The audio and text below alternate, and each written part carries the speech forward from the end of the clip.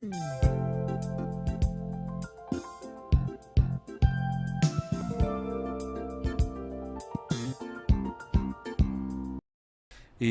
nós estamos estudando algumas cartas de Paulo, e várias vezes Paulo não era músico, não era cantor, mas várias vezes ele escreve doxologias, né? São momentos que Paulo está falando da doutrina, de quem Deus é, quem que nós somos, a miséria de nós sermos seres humanos, né, diante de Deus, o quanto que nós nos afastamos de Deus, o quanto nós nos afundamos no pecado, o quanto nós estragamos todo o plano de Deus que tinha para nós, e mesmo assim Deus vem ao nosso resgate, e não somente trata do nosso passado, mas trata do nosso presente, e ainda colocou diante de nós algumas coisas fantásticas, que nós já temos certeza que vai acontecer conosco. E é isso que Deus usou os apóstolos para comunicar para nós, né? Para nós entendermos aquilo que está diante de nós e focalizarmos isso, né? No domingo passado, Paulo ele falou a respeito de que a nossa cidadania não é daqui, ela está lá no céu, e lá do céu virá o nosso Senhor Jesus Cristo. Nós estamos agora, entramos no capítulo 4. Então, no capítulo 1, nós vimos que Paulo comunicou para nós que o viver para ele era Cristo, viver em unidade, viver em santidade, viver em humildade, unidos uns com os outros. No capítulo 2 ele falou que a razão da nossa vida aqui é viver para o outro. Então ele cita o exemplo de Jesus, o próprio exemplo dele, mas um pouquinho só, mas de Timóteo e Epafrodito. E daí ele dá algumas orientações para a igreja que não tinha problemas doutrinários, mas ele fala para a igreja se precaver com essas pessoas que atraem de forma tão gostosa, tão bonita, tão sutil, tão assim maravilhosa, né? Ele fala, cuidado com esse tipo de pessoa. Por mais que eles se apresentam com grandes vantagens, a mensagem deles são mensagens que vai tocar o nosso coração, porque o nosso coração é contaminado pelo pecado. Então ele anseia ser enganado. Então nós, se dependermos de nós mesmos, nós seremos enganados. É aí que nós precisamos da dependência do conhecimento das Escrituras para não cair nessas conversas tolas. Então protejam-se desses cães, dos falsos profetas, da falsa circuncisão, daqueles religiosos que querem nos escravizar, mesmo nós estamos libertos ainda por Cristo, né? Depois ele vai falar que essa orgulhosidade da religiosidade, daquilo que nós construímos na nossa vida, não serve para nada. E ele vai citar o próprio exemplo dele. Ele fala que se tinha alguém que pudesse confiar nos esforços próprios para ganhar a Cristo, ele seria a pessoa que estaria lá no pódio, lá em cima, né? E aí então ele vai nos dar o exemplo de uma corrida, né? Que a vida cristã é uma corrida, e é uma corrida em direção à maturidade. E domingo passado nós vimos a disparidade entre os dois mundos. Então Paulo enfrentava o legalismo, mas também enfrentava pessoas que diziam, nós somos salvos, ou a matéria é ruim, então agora vamos aproveitar esse mundo, porque na hora que morrermos estaremos com Deus. Então Paulo fala, olha, quem vive desse jeito está destinado à destruição e não conheceu a Deus. Agora nós somos aquele tipo de pessoas que cremos e buscamos santidade. E então, por causa disso, Paulo, então, agora, lá na prisão, escrevendo essa carta para os filipenses, ele vai dar algumas recomendações para essa igreja. Então, o título da mensagem de hoje é Conselhos da Prisão. Então, nós vamos começar hoje, vamos continuar ainda alguns domingos, e hoje seria firmeza no Senhor, irmãos e irmãs, né?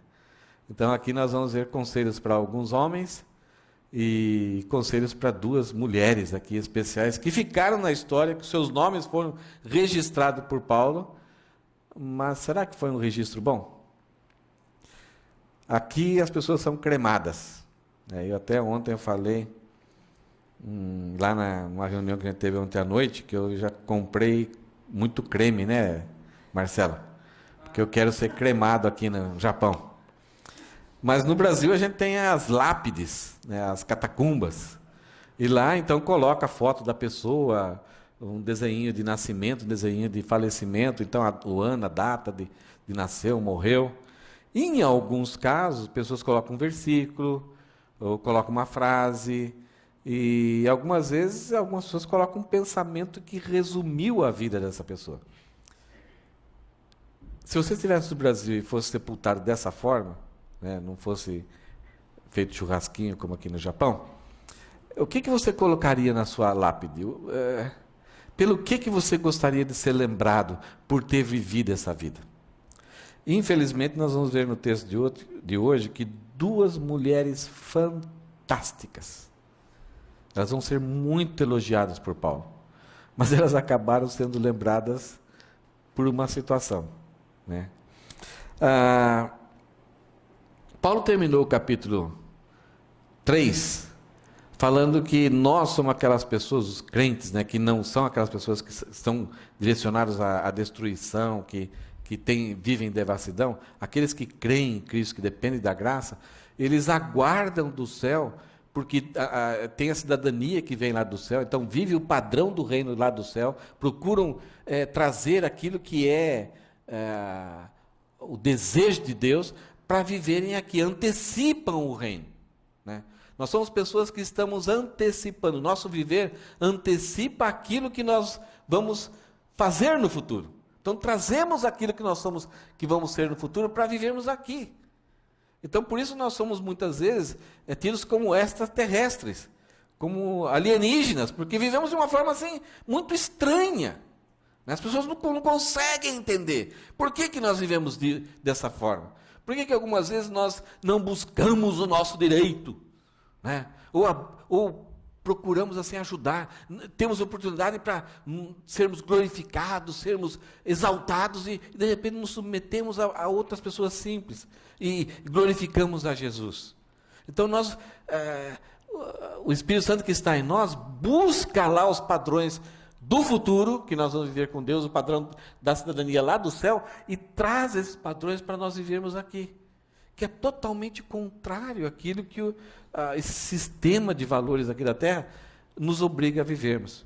Então nós vivemos de forma diferente, meio esquisita, né? E algumas vezes essa forma esquisita está dentro de nós mesmos, porque algumas vezes nós queremos fazer de um jeito, mas existe uma força em nós que luta, né? Então e algumas vezes pisa na bola e a gente fica bravo com a gente mesmo, ficamos frustrados conosco mesmo. E em vez de fazer alguma coisa, se glorificar naquilo, nós nos aborrecemos e falamos: por que Jesus não faria isso em meu lugar? Por que eu fui fazer? Por que eu fui aborrecer? Por que eu não glorifiquei a Ele nessas atitudes? Que muitas vezes é entre o bom e o excelente. Não é coisas erradas algumas vezes que nós fazemos, mas a gente percebe que foi algo que veio para satisfazer o meu ego, né? E pessoas aplaudem, e a gente fala: não, mas não devia ser assim, eu não glorifiquei a Cristo. Então algumas vezes nós somos como se fossem pessoas esquizofrênicas dentro de nós mesmos. Então andamos e vivemos e trabalhamos normalmente, mas essa luta dentro de nós muitas vezes é muito forte. E aí o último versículo do capítulo 3, que Paulo escreve, ele coloca uma situação. Aquilo que, por causa da obra de Deus em Cristo, e por causa da palavra que Cristo falou lá na cruz, está consumado, isso não é uma probabilidade. Isso não é uma possibilidade. Isso na mente de Deus é uma realidade. E o próprio Deus, Ele vive essa realidade como já executada, como se fosse até passado para Ele. Porque Ele tem todo o poder e controle, Ele tem todo o direito, Ele fez tudo de uma forma tão justa que ninguém vai poder acusar Ele de ter feito algo errado nesse processo. E além de tudo, Ele tem toda a capacidade. Ninguém consegue impedir que isso aconteça. E Paulo fala que esse ansiar para o futuro, e esperar o futuro, ele fala que do céu virá Jesus. Então olha o que Paulo escreve no último versículo de Filipenses capítulo 3. Ele, eu coloquei entre aspas Jesus, para a gente saber que Paulo está falando de Jesus. Então esse Jesus aqui não está na nossa Bíblia. Eu coloquei só para a gente entender, porque é o versículo isolado. Então ele, Jesus, tomará o nosso frágil corpo mortal e o transformará num corpo glorioso como o dele, usando o mesmo poder com o qual submeterá todas as coisas ao seu domínio. Isso daqui não é aquela palavra de autoestima. Isso daqui é uma palavra que Deus usou Paulo para nos dizer de algo que vai ser real. Tudo aquilo na Bíblia que nós vimos que Deus falou que vai fazer, se cumpriram. Então isso daqui é uma esperança que ela é tão radical, tão forte. Isso vai acontecer conosco. Se nós estivermos vivos, Cristo virá, nós seremos transformados, é isso que vai acontecer. Ele pegará esse corpo aqui e transformará num corpo glorioso semelhante ao dele. Se nós morrermos na volta dele, no momento do arrebatamento, na hora que vai acontecer o arrebatamento, alguns segundos antes, nós seremos ressuscitados. E aí os que estiverem vivos serão glorificados. E juntos estaremos para sempre com o Senhor. Então haverá uma transformação para nós vivermos eternamente com Deus sem nenhuma condição para mais praticar o mal. Seremos transformados radicalmente. Não teremos natureza pecaminosa e o nosso corpo será glorificado, imortal e viveremos ao lado de Deus sem corrermos o perigo de sermos destruídos por causa da sua santidade. E vamos ter a capacidade de nunca mais pecar. É algo que só Deus tem. Mas por causa da obra de Cristo, Ele vai produzir isso em nós. E além de tudo, nesse momento de transformação, depois da tribulação, Jesus Cristo vai estabelecer o seu reino. E aqui fala, usando o mesmo poder com o qual submeterá todas as coisas a seu domínio. Não é uma eleição que vai acontecer aqui.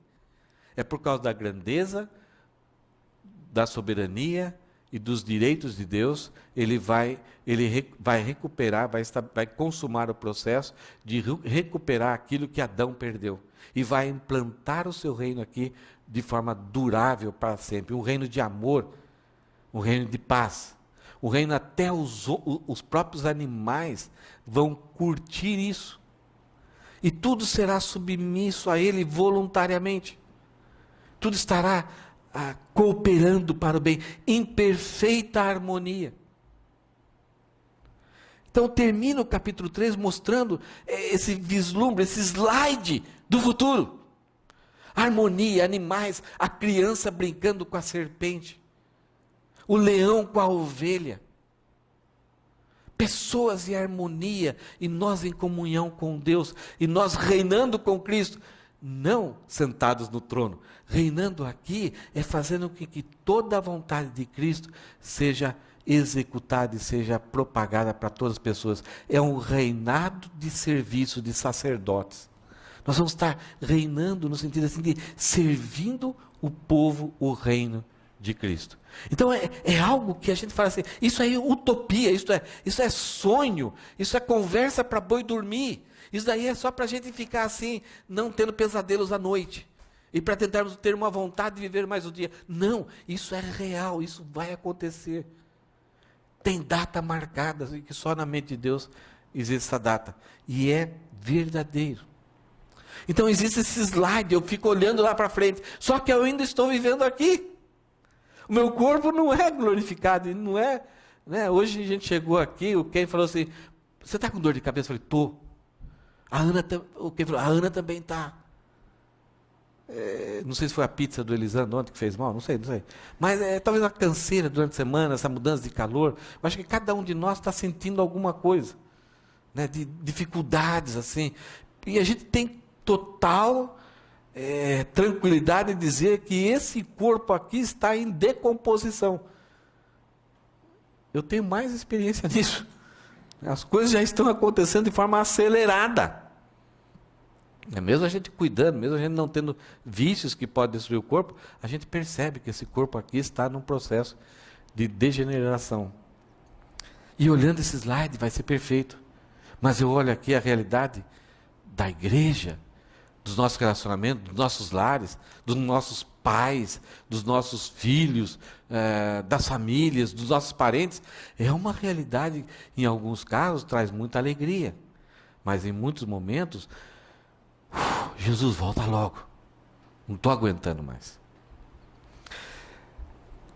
Nesse tempo que a gente está estudando a igreja de Filipenses,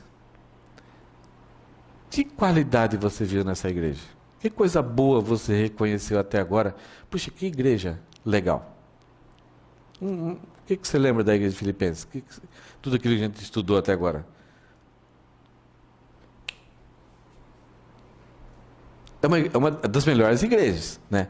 Paulo não dá bronca doutrinária, não havia, entre aspas, problemas sérios, né? Eles fizeram várias coisas muito bonitas, e essa é uma das razões por que Paulo escreveu. Mas assim, uma palavra que vem na sua cabeça a respeito do que você acha, puxa, os filipenses eram assim, coisa boa.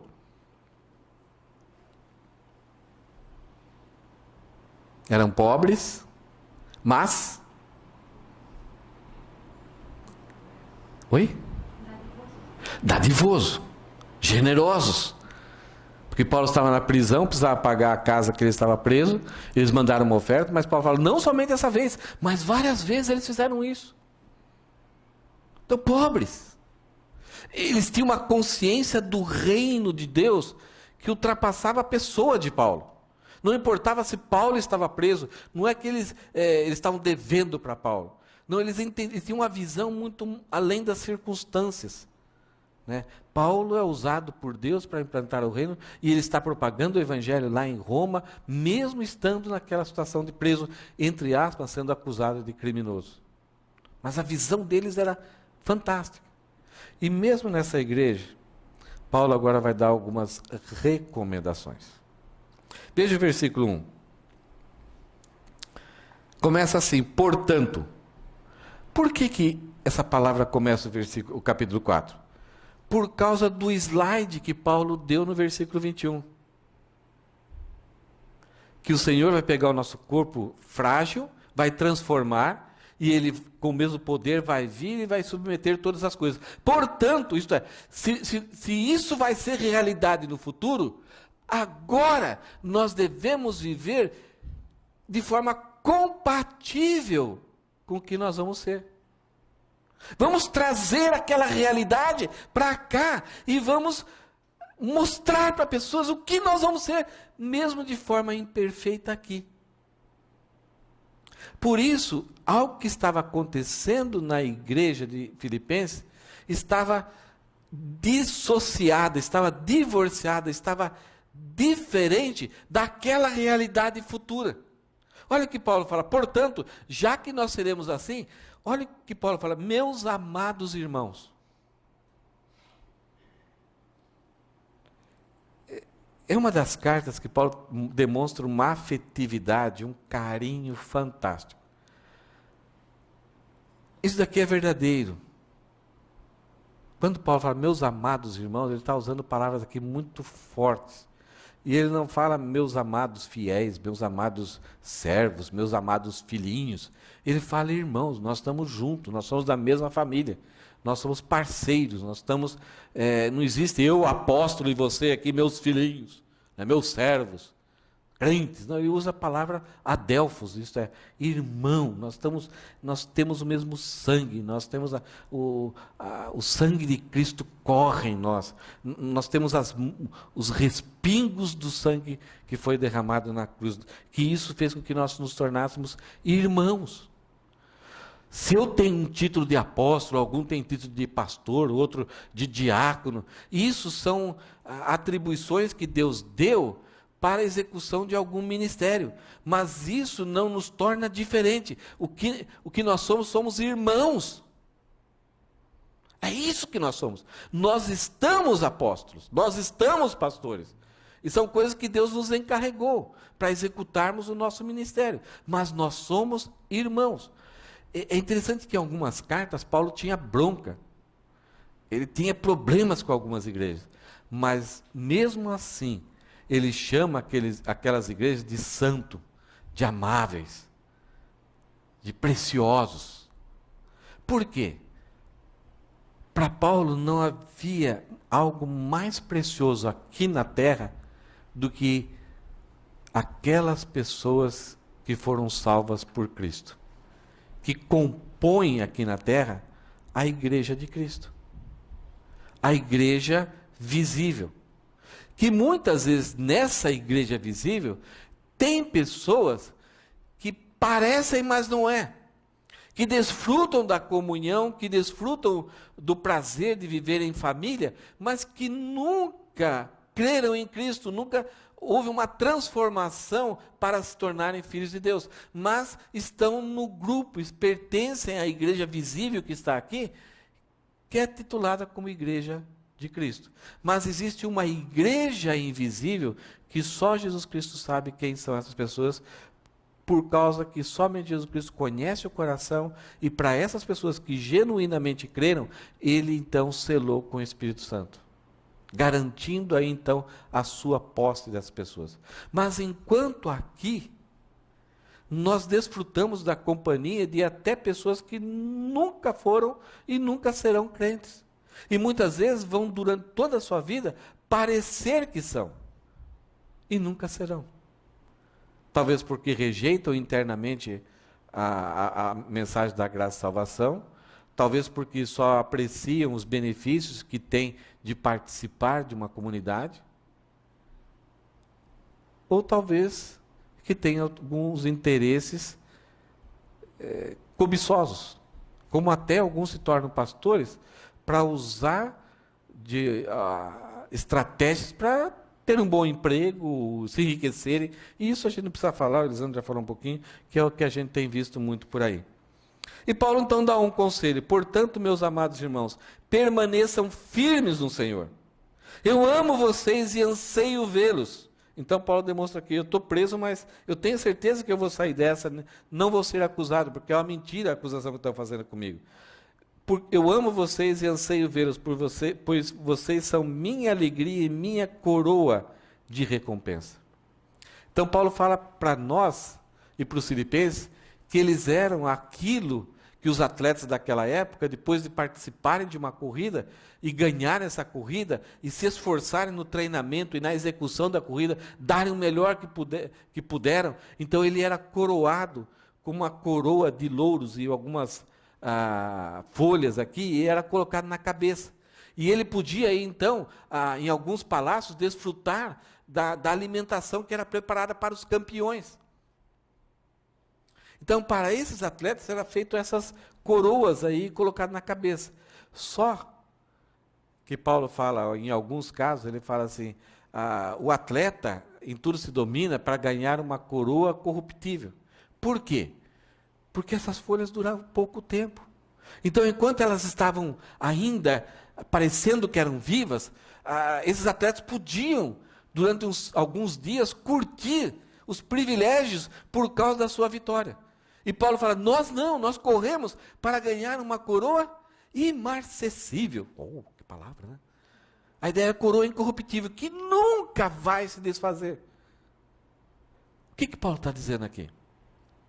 É que quando ele chegar no céu, ele não está querendo dizer aqui que ele vai ser recompensado. Paulo, vem à frente para receber o seu prêmio.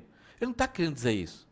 Mas quando ele chegar no céu, e ao ver lá presente os irmãos filipenses, para ele, o sentimento que ele vai ter, é que o fato daqueles irmãos estarem lá, é a maior recompensa que ele poderia sentir. Isto é, ao receber, depois de ter corrido, esse era o momento de maior alegria de um atleta. Aquele momento que ele vê aquelas mãos trazendo a coroa e colocando.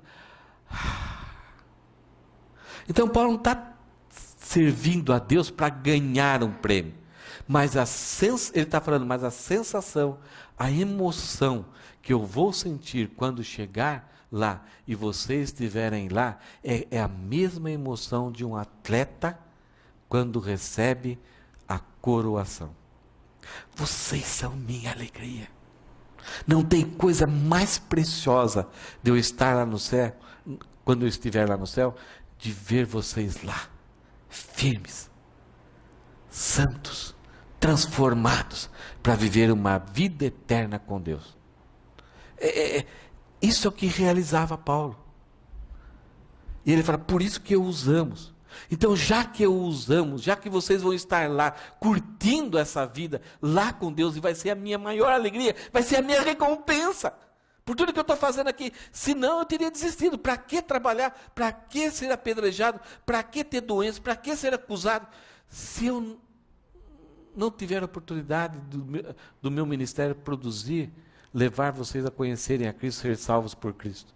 Então é por isso que eu faço tudo isso. E quando eu chegar lá, isso vai ser a minha alegria. Portanto, já que lá vai acontecer isso, irmãos, fiquem firmes no Senhor. O que quer dizer isso? Eu fiz um pouco, que no Brasil chama tiro de guerra. E no começo tem treinamentos de marchar, de fazer alguns movimentos, cobrir, descansar, né? Então, sentido, né? Assim, descansar, colocar a mão para trás e abrir as pernas. Aqui, no contexto bíblico, existe uma coisa muito interessante, porque parece para nós firme, né? Sentido, é ficar durinho ali, prestando atenção.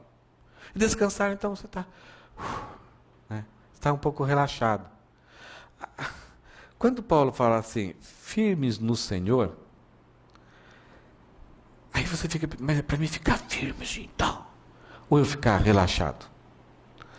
Porque quando eu fico firme no Senhor, Paulo está falando assim, fique descansado no Senhor. Descanse no Senhor. Ele lutou por você. Ele venceu a batalha. Ele foi até a cruz. Ele morreu por você. Ele ressuscitou para justificar. Ele te deu o Espírito. Então não há nada que existe que poderá separar você do amor de Cristo. Aquele que começou boa obra em vós, há de completar até o dia final. Então nós temos no Novo Testamento coisa assim que nos garante, por causa da graça, do amor de Cristo, do sacrifício de Cristo, do estar consumado, coisas que a gente nunca mais vai perder. É o slide que Deus muitas vezes nos manda, dizendo, é aquilo que vai acontecer.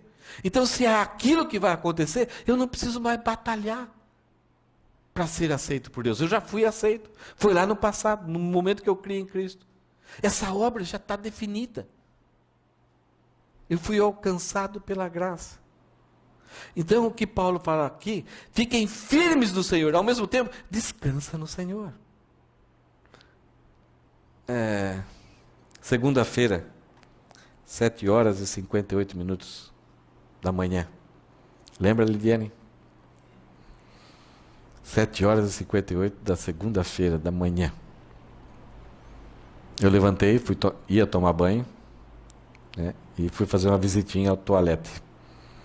E de repente começou tudo a tremer.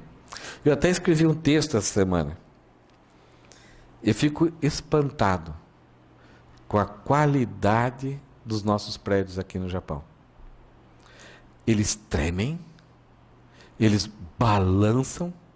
Uma vez que deu um terremoto, estava sentado no sofá e eu coloquei o celular para filmar. É a única coisa que dá para fazer, não dá para fazer mais nada. 13º andar, a Lidiane também mora no 13º andar, não dá para fazer nada.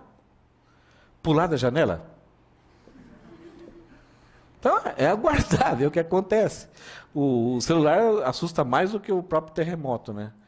Então, uma vez eu coloquei assim na janela, o celular então pegava um pouco, metade da janela e metade do prédio. E lá fora, os prédios se movimentavam. Não era lá fora que estava se movimentando, era o meu prédio que estava se movimentando. Eu falei, caramba, que movimento, parecia que era um movimento quase de meio metro, prédio indo para lá e indo para cá. É impressionante. O meu prédio lá, não meu, né, o que eu moro, tem 426 apartamentos, 14 andares. Um prédio comprido, cada andar tem 30 apartamentos. E movimenta. Ao mesmo tempo ele é rígido, mas ao mesmo tempo ele é flexível. Agora, por que é essa capacidade? Por causa que os alicerces têm uma qualidade que não se vê, ninguém vê. Eu quero ver esse alicerce, como que construíram isso? Ele tem um sistema de amortecedores que segura isso. E faz com que essa vibração não esfarele o prédio. Paulo está falando isso aqui para nós. Não fique firme somente. Ele fala, fiquem firmes no Senhor. E quando nós ficamos firmes no Senhor, nós depositamos toda a nossa confiança na graça que Ele ofereceu para nós.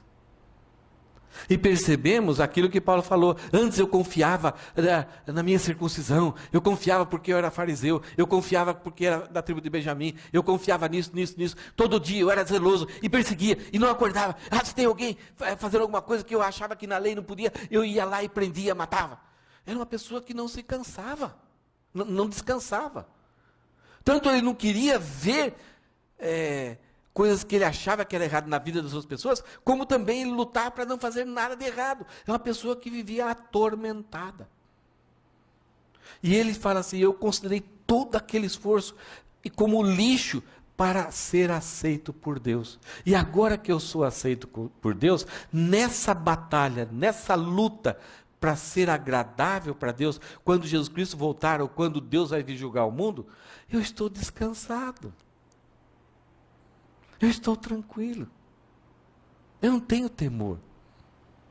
O próprio Jesus falou assim, não tema o diabo, que ele pode matar, a única coisa, o máximo que ele pode fazer é destruir o seu corpo. Temam a Deus, que pode lançar tanto o corpo, como a alma no inferno. Quando a gente conhece a verdade, fala, então, eu não quero isso. Aí Deus fala assim, eu ofereci Jesus, você crê nele? Então nós falamos, nós cremos. A partir desse momento, toda a nossa história de vida já foi resolvida. E Deus fala assim, você crê? Creio. Olha como que vai ser a sua vida. Olha o slide do futuro. Então, se eu olho para o futuro e vejo aquele slide, que o meu corpo frágil vai ser transformado por Cristo, e Ele virá e me usará para dominar todas as coisas aqui na terra, para estabelecer o seu reino, se aquilo é verdade, aquilo é real, eu descanso. Eu não durmo atormentado. Talvez eu possa até ficar preocupado se vai ter um terremoto ou não. É esse medo que a gente tem ainda a respeito da morte, da destruição, do sofrimento. Mas quanto a destino eterno, quanto a desespero da volta de Cristo, julgamento eterno, eu estou descansado. Por isso que domingo passado a gente cantou uma música, Maranata, vem Jesus. Jesus vem! Porque na hora que ele estiver chegando, eu ver eles nas nuvens, eu vou começar a tentar bater umas asinhas aqui, para tentar abraçá-lo. Eu não vou ter medo dele. Então ficar firme no Senhor, é ficar agarrado a essas promessas, e não abrir mão. E quando eu estou agarrado a essas promessas, eu vou tentar trazer os valores do reino, para vivermos aqui no dia a dia. O inimigo sabe que esse slide vai ser real na nossa vida. Mas ele não quer que a gente frutifique. Ele não quer que a gente viva uma vida de prazer, de alegria, de tranquilidade, de descanso aqui na terra. Então a primeira coisa que ele faz, ele bota medo. Ele se apresenta assim com terror, nos ameaçando. Então a gente está lá parado. Por isso que Paulo fala, fique firme, isto é, descanse nas promessas de Deus. Descanse no seu relacionamento, que você agora é filho de Deus. Então ele bota medo para quê? Para a gente sair correndo.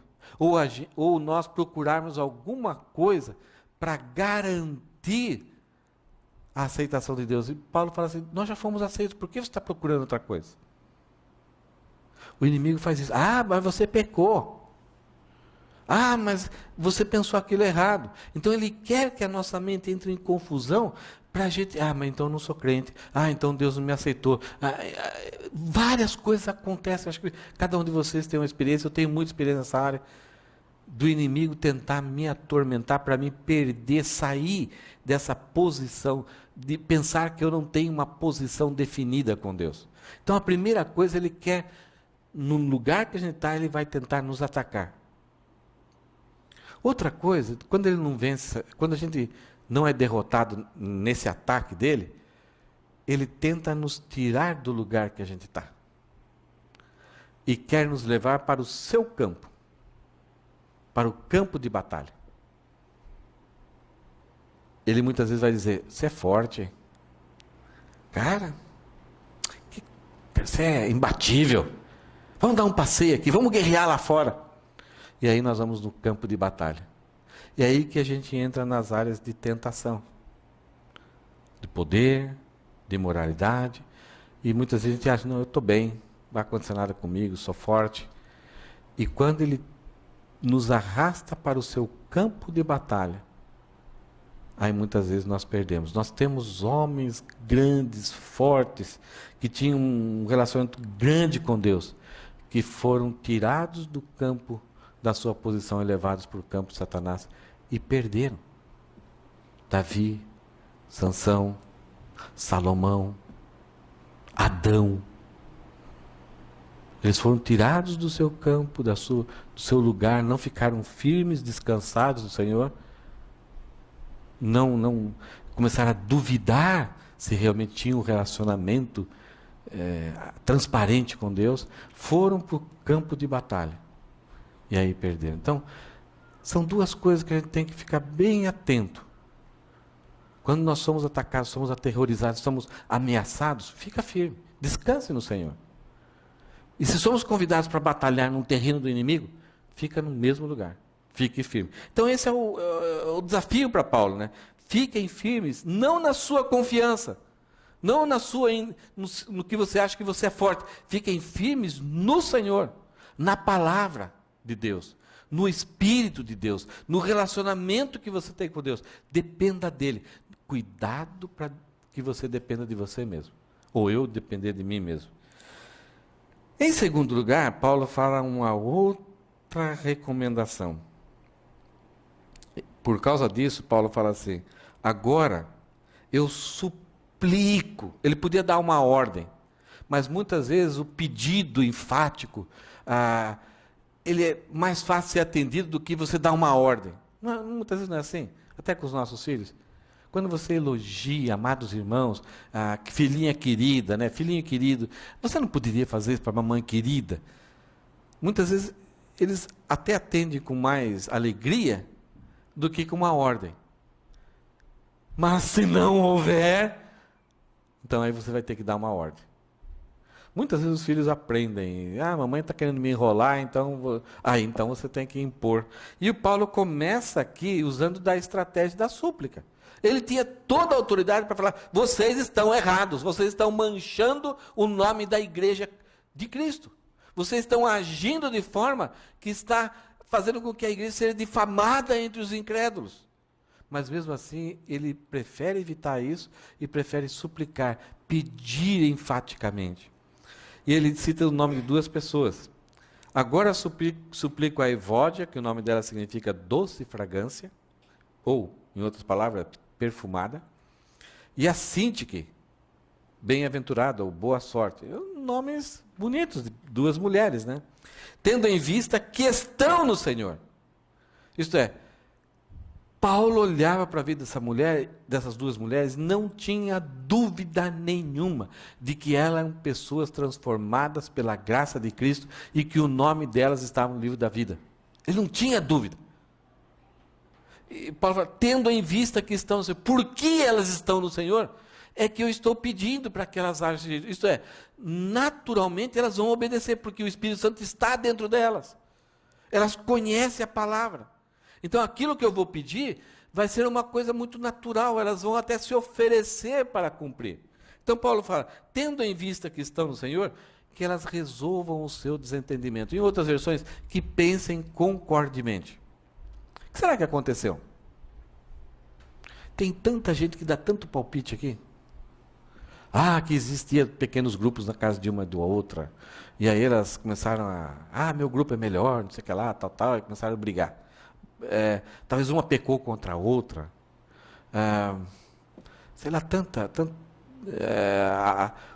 eram tipo matriarcas, né? Então, talvez duas senhoras, então todos os parentes delas começaram eu não tenho tanta oportunidade, eu quero ter mais oportunidade na igreja, tal. Você sabe aquelas famílias grandes da igreja, e uma quer mandar mais que a outra? Tem tanta gente que fala, alguns falam que até Sinti, que era nome de homem, mas ou Evódia era nome. Não, aqui é duas mulheres, duas senhoras.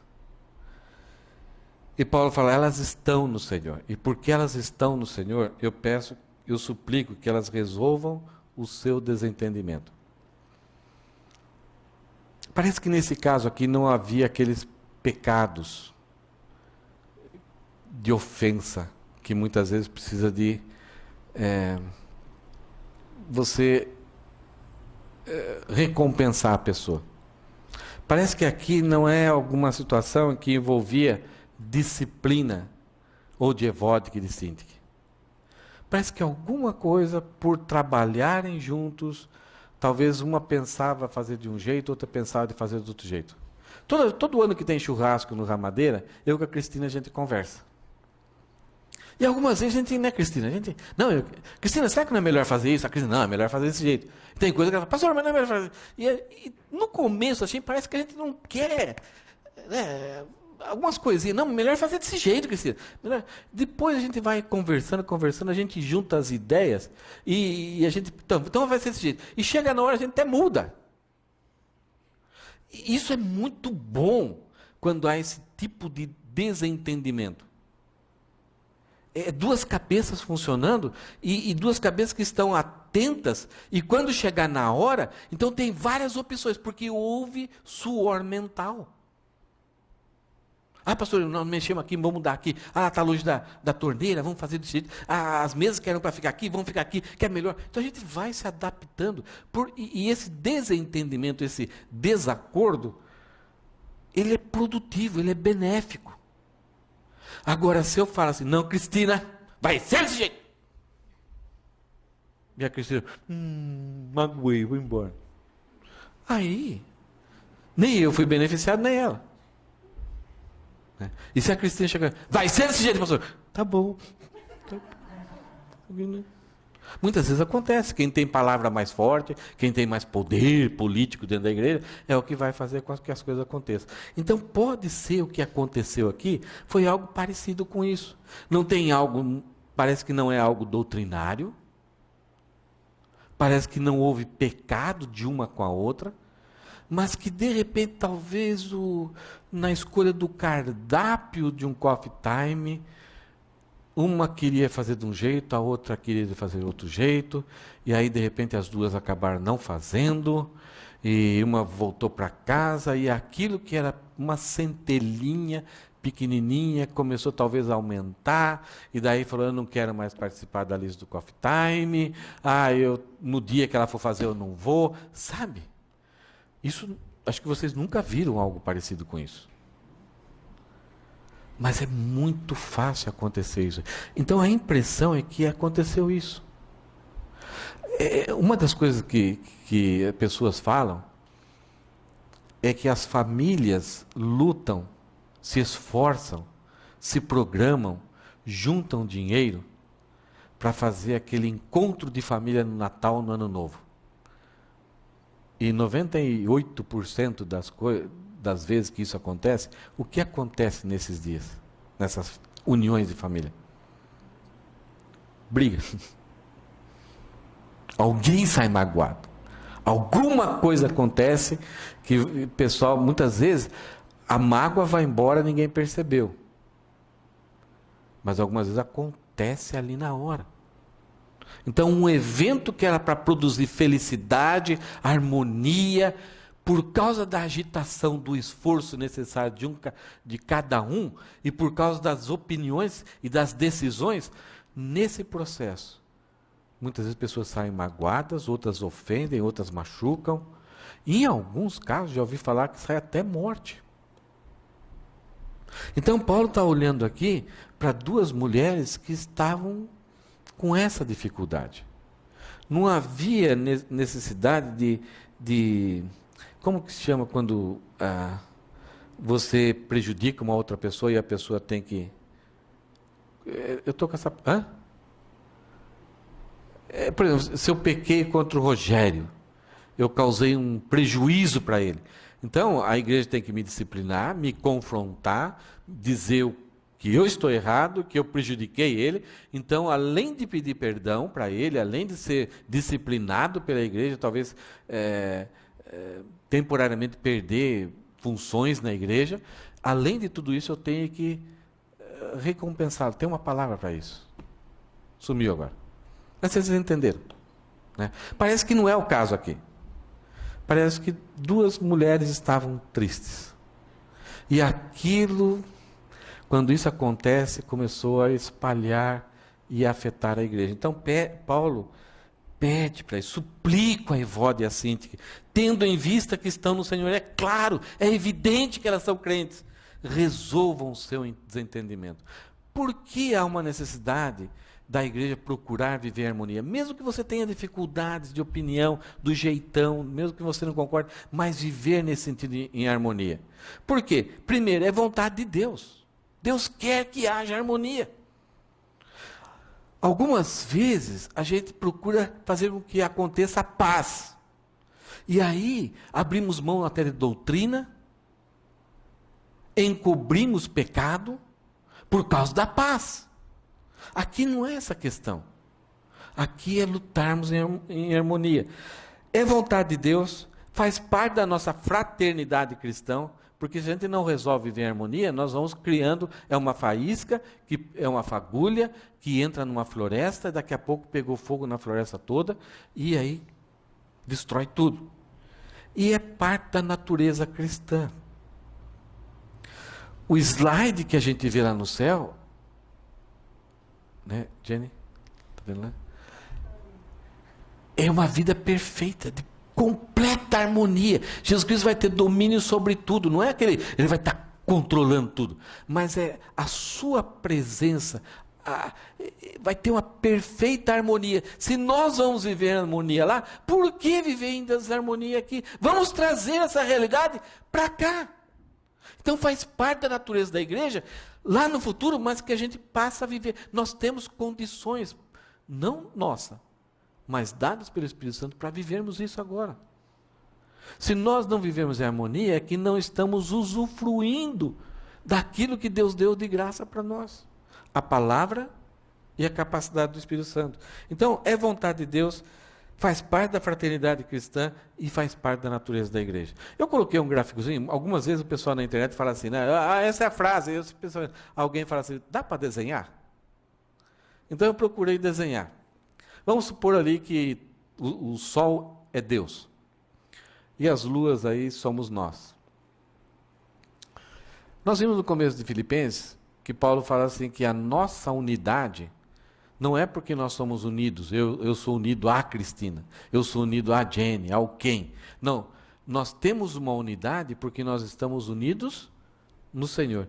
É ir lá no Senhor que eu encontro o Senhor ligado a outras pessoas. Por isso que Paulo fala, tendo em vista que estão no Senhor. Já existe uma unidade entre elas, mas não diretamente entre elas, mas porque elas estão ligadas ao Senhor. Eu não estou ligado a um incrédulo. Eu não estou ligado. Enquanto ele continuar incrédulo, eu não estou ligado. Então, por isso que algumas vezes a gente tem relacionamento, mas algumas coisas a gente não faz com eles. Porque não existe uma ligação. Então, Evódia e Síntique, elas estão ligadas, têm uma unidade já estabelecida lá do futuro entre elas. Elas estão no Senhor.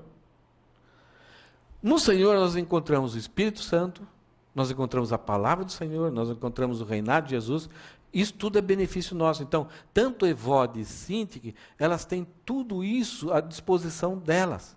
A capacitação, a orientação, a exortação, o conforto do Espírito Santo, capacidade para perdoar, capacidade para entender, espírito de discernimento. Tudo isso nós encontramos. Toda pessoa que está ligada ao Senhor tem isso de forma gratuita. Agora, mesmo estando ligadas ao Senhor, eu posso ter uma comunhão excelente ou não com o Senhor. Eu posso ter a plenitude ou não do Espírito Santo na minha vida. Então, eu posso estar perto ou não do Senhor, mesmo estando ligado a Ele. E quanto mais eu estou longe do Senhor, mais eu afasto do povo de Deus. Estão entendendo isso? Então, quem concede para nós vivermos em harmonia, nós temos que nos aproximar mais da pessoa do Senhor. Quanto mais nós nos aproximarmos, essa distância diminui. Por isso que a vida de casados é mais ou menos assim. Não adianta você ter palestras do Cláudio Duarte, com psicólogos, para você viver unida com seu marido, com a sua esposa. O objetivo é se aproximem de Deus. Quanto mais se aproximar do Senhor, a distância entre um e outro diminui. Quanto mais perto do Senhor, há um poder maior na compreensão, no perdão, no diálogo, porque vocês vão estar sendo cada vez mais iluminados por Deus. Quanto mais longe, mais trevas. O sol tem luz própria. Nós, como lua, só refletimos essa luz. Quanto mais longe, mais opaca seremos. Mais opacos seremos. Quanto mais perto, mais brilhantes. Mais a pessoa, o meu cônjuge, o meu irmão, mais a minha irmã na igreja, mais eu vou entender ela. Quanto mais perto eu estou do Senhor, eu tenho mais capacidade para amar, para perdoar, para entender, para compreender, para saber o que ela pensa, para entender as necessidades, e vou estar à disposição em servir. Quanto mais o meu irmão, a minha irmã está perto do Senhor, ela vai conseguir me entender. Quanto mais longe, mais a distância e menos o entendimento. Porque tanto eu não vou enxergar quem realmente eu sou, vou estar meio nas trevas, como também nem vou. Cadê aquela pessoa que nem sei onde está? Então, se aproximar da palavra, do povo e da pessoa de Deus, é a chave para a gente viver a harmonia. É por isso que Paulo suplica aqui. Eu suplico a Evódia e a Síndica, que tendo em vista que estão no Senhor, que se aproximem do Senhor. Algumas vezes isso é impossível entre duas pessoas acontecer. Então Paulo sabe dessa realidade, dessa dificuldade. Então ele vai pedir para um companheiro. Veja o que ele fala assim no versículo 3. E peço a você, meu fiel colaborador. Quem será isso? Alguns acham, por causa da palavra que Paulo usa aqui, que companheiro seria sisugo, né? Que era um nome de alguém. Mas aqui, pelo que a gente vê, Paulo está tratando de alguém, ele não quer nem colocar o nome. Primeiro que ele não colocou nem o problema. Ele não quer tratar desse problema. Ele sabe que existe o problema, ele nem menciona. É uma coisa deles. Resolvam entre vocês. E ao mesmo tempo ele pede que uma pessoa ajude ela, auxilie elas. Ele nem cita o nome dessa pessoa. Não é um evento para concentrar todos os esforços, para de repente criar o principal evento da igreja. Vão lá, trabalhem juntos, se aproximem do Senhor, resolvam esse problema de harmonia. Então ele usa aqui, meu fiel colaborador, que ajude essas duas mulheres. Pois, olha só o que Paulo vai falar delas. Primeiro que ele falou que elas estão no Senhor. Em segundo lugar, Paulo fala assim, pois elas trabalharam no passado arduamente comigo, na propagação das boas novas, e também com Clemente. Então elas ajudaram Paulo na expansão, então talvez dando recurso para Paulo, alimentando Paulo, dando pousada para Paulo, como Lídia fez isso em Filipenses. Então elas se tornaram colaboradores, dando todo aquele apoio necessário, talvez levando um bentozinho, lá Paulo estava pregando o dia inteiro, então levar um bentozinho, uma aguinha gelada. Então esse suporte que muitas vezes ninguém vê, mas que é tão importante, como ajuda aquele que está na frente. Não somente para Paulo, mas também com Clemente. E com outros colaboradores, Tito, Timóteo, e todas aquelas pessoas que acompanhavam, Marcos, Barnabé. Então, essa mulher, elas tinham uma visão muito ampla do reino. Não era somente com Paulo. Aquele lá é pastor. Não, era para toda pessoa que se dedicava a sua vida. Não importava se era apóstolo, se era missionário, mas está envolvida, eu vou apoiar. Não era seletivo o amor delas. E elas, veja Paulo elogiando ela aqui. E Paulo fala assim, elas têm uma visão ampla, porque elas entendem quem está escrito no livro da vida. O que quer dizer isso? De novo, elas faziam isso para Paulo, faziam isso com Clemente, e faziam para outros colaboradores, porque elas olhavam o slide, nós vamos estar lá. Eles estão escritos no livro da vida. Se estão escritos no livro da vida, eu vou ajudá-los aqui. Eu vou agir aqui, porque eu estou lá. Tanto elas estavam escritas no livro da vida, como a quem elas olhavam a perspectiva do futuro, por isso que elas faziam o que faziam. Então o interesse dela não era simplesmente ganhar a simpatia de Paulo ou de Clemente. O interesse delas era trazer o futuro para a realidade presente. Então, Paulo pede para esse companheiro deles. Eu, pessoalmente, eu acho que esse companheiro era o pastor de Filipos. Eu, pessoalmente, acho que o pastor de Filipos era o médico Lucas. É uma opinião pessoal. Por isso que Paulo fala, meu fiel companheiro. Não tem uma pessoa que foi tão preciosa para Paulo como Lucas. E o Evangelho de Lucas está cheio da expressão alegrai-vos, jubilai. E várias vezes Lucas relata que qualquer pessoa que teve um encontro com Cristo, na miséria que ela estava e Cristo a curou, Cristo a deu uma palavra de perdão, essa pessoa saiu com júbilo, pulando de alegria. Então parece que Paulo junta esse jeitão de Lucas para enviar para Filipenses aquilo que Lucas valorizava. É opinião pessoal, tá? Para terminar, então Paulo, além de harmonia, fique firme no Senhor, vive em harmonia, auxilie, são recomendações de Paulo. Paulo dá então para esses irmãos, tanto esse fiel companheiro, como a Evode e Sintique, para toda a igreja, ele fala assim, alegre-se sempre no Senhor. Eu repito, alegrem-se. Ou na sua Bíblia, outra vez vos digo, alegrem-se. Alegrai-vos, nas nossas versões. Nós já falamos que esse alegrar-se no Senhor não é ficar, vamos contar piada, vamos, é aquele momento que você está só se divertindo. A ideia aqui, Paulo está falando de um lugar onde ele estava preso, com dificuldade de saúde, injustiçado. E nós percebemos ali o quanto Paulo estava alegre e reconhecia que Deus estava no controle de tudo aquilo lá e que Deus estava usando toda aquela situação para o progresso do Evangelho. E Paulo várias vezes fala que com muitas lágrimas. Peraí, como se alegrar se ele chora? É que a alegria ela é extra circunstancial.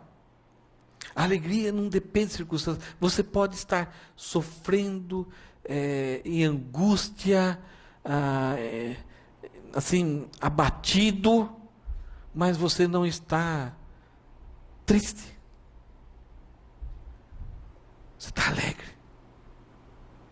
Felicidade depende de um churrasco no Ramadeira, de uma pizzada. Depende disso.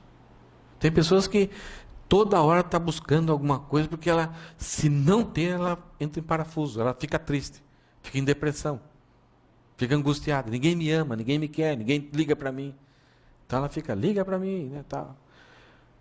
Porque depende de circunstância. A alegria no Senhor é você olhar aquilo que Deus fez e aquilo que está aguardando para você no futuro. E você se sente satisfeito no Senhor. Porque as circunstâncias, elas são passageiras, elas mudam. Mas o amor de Deus por mim no passado e o amor de Deus que preparou no futuro nunca vai mudar. Então eu não preciso de nada mais. Estão entendendo o que quer dizer isso? É uma satisfação plena e completa na palavra do Senhor. E é tão real que no português, no espanhol... Você está com a sua Bíblia aí, Jenny? Tá, Ana. Regozijai-vos, e depois ele fala? Só isso? Regozijai-vos sempre no Senhor. Outra vez digo, regozijai-vos. A ideia não é no momento, é sempre. E tanto no espanhol, no português, não sei no inglês, mas Paulo usa dois tempos verbais. Apesar de ser imperativo, ele usa dois tempos verbais. O primeiro, regozijai-vos, ele está ligado ao passado. Olhe para o passado e você vai se sentir satisfeito. Cristo deu a sua vida por você. o que aconteceu no seu passado está resolvido.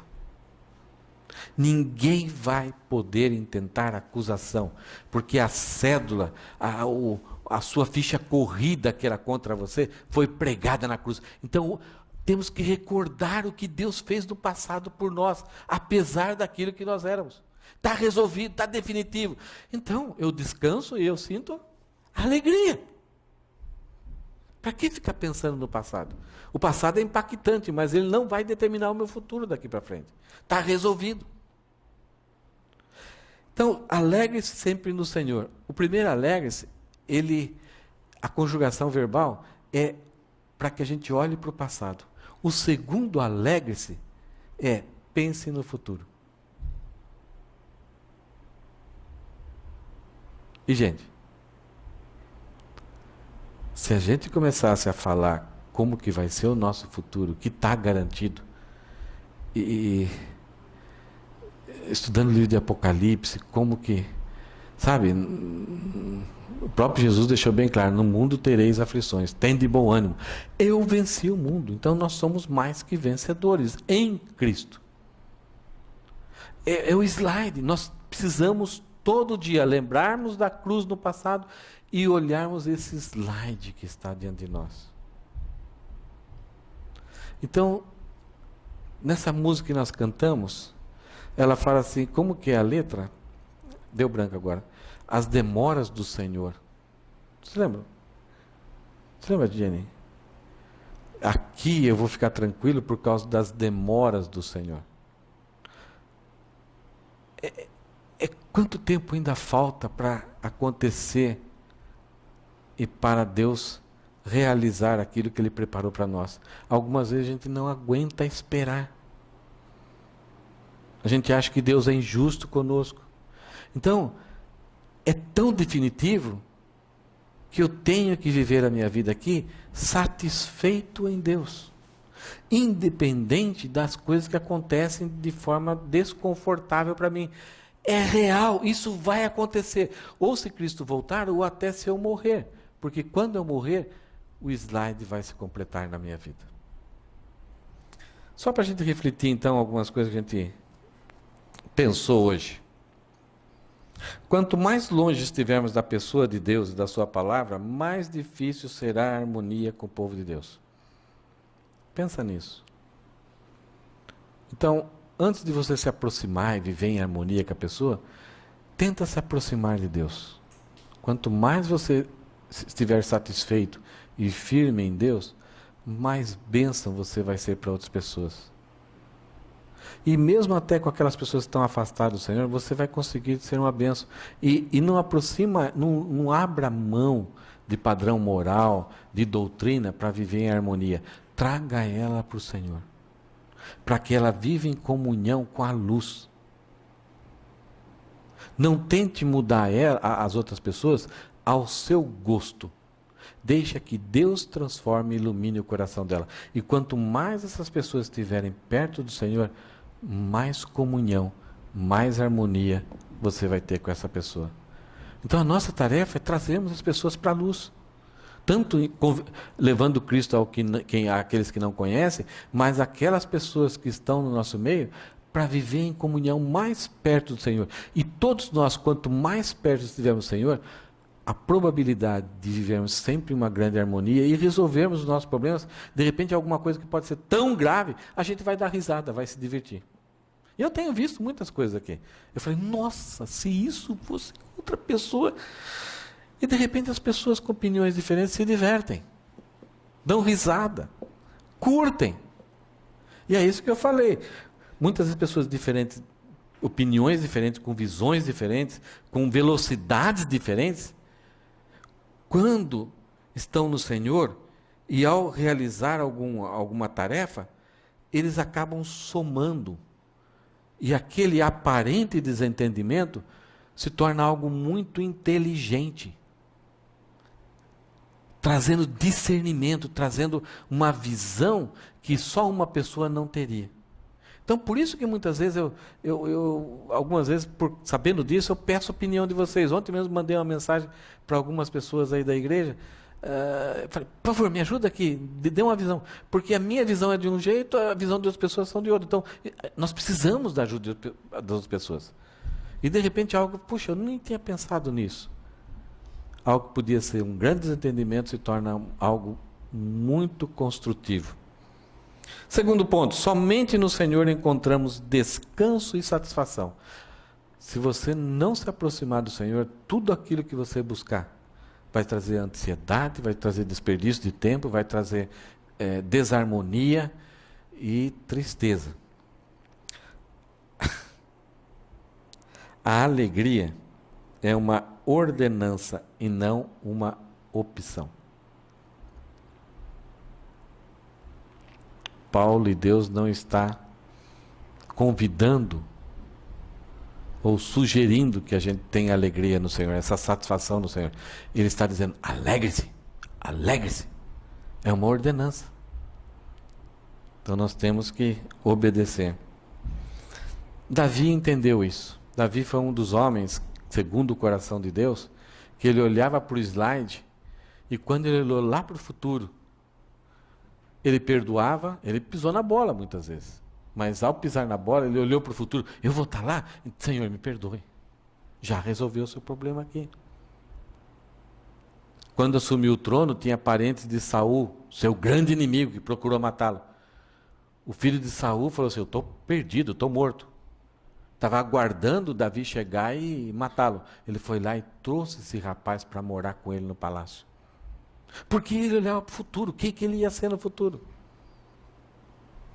Então, muitas pessoas o glorificavam, ele procurava. Não, é Deus que merece toda a glória. É para Ele que eu queria construir um templo aqui, no nosso meio. Então, Davi entendeu muitas coisas no seu relacionamento com Deus. Ele entendeu quem realmente Deus era para você. E é isso que Paulo está convidando a gente a ter aqui. É entendermos quem Deus é. Então, eu tenho que me aproximar dEle. E quando me aproximo dEle, eu desfruto daquilo que é gostoso e bom. E olha o que Davi falou no Salmo 18. Eu te amo, Senhor. Tu és a minha força. O Senhor é a minha rocha, eu estou firme nele. Minha fortaleza, minha proteção. Meu libertador, isto é, aquele que me dá liberdade para eu fazer o que é certo. Ele libertava Davi de si mesmo. Meu Deus é meu rochedo, em quem encontro proteção. Ele é meu escudo, o poder que me salva. E meu lugar seguro. Não tem outro igual. Vocês conhecem algum candidato que poderia substituir esse candidato aqui? Davi entendeu.